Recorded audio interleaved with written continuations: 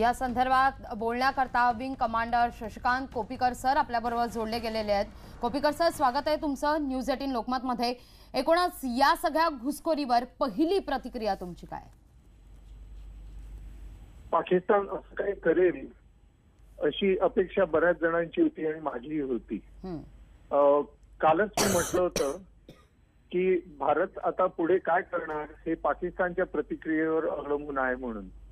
आणि आता स्पष्ट होतंय की पाकिस्तान गप्प बसायला तयार नाहीये। त्याची कारणं काही असोत, बहुतेक काल त्यांच्या सेनेटमध्ये आणि त्यांच्या वृत्तपत्रामध्ये पाकिस्तानच्या पंतप्रधानावर आणि त्यांच्या सेनेवर जी टीका झाली होती त्याचा परिणाम म्हणून पाकिस्तानला बहुतेक असं दाखवायचंय की आपणही काहीतरी करतोय म्हणून। अगदी आता ह्या भारतीय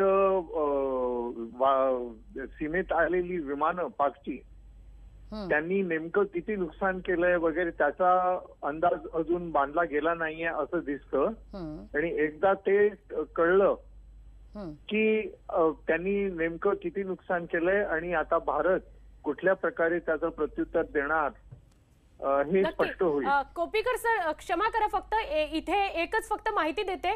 टेहळणी करण्यासाठी ही 2 विमानं भारताच्या हद्दीमध्ये नौशेरा सेक्टरमध्ये आली, पण लगेचच त्यांना माघारी परतवलं गेलं आपल्या सैन्याकडून, आपल्या हवाई दलाकडून, अशी प्राथमिक माहिती मिळते। अजून याला जोडून अशी अधिकची माहिती काही मिळू शकलेली आहे, यावर मग तुम्ही काय स्पष्ट कराल?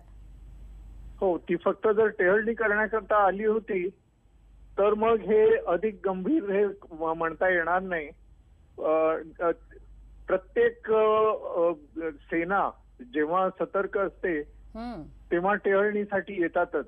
आता एवढंच पाहायचंय की ती मुद्दाम आपल्या हद्दीत आली की चुकून आली, कारण तो भाग अत्यंत डोंगराळ आहे।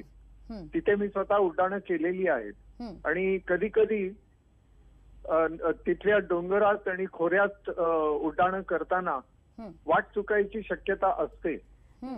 त्यामुळे आपण एकदम बिथरून जाऊन त्यावर प्रतिक्रिया करू नये।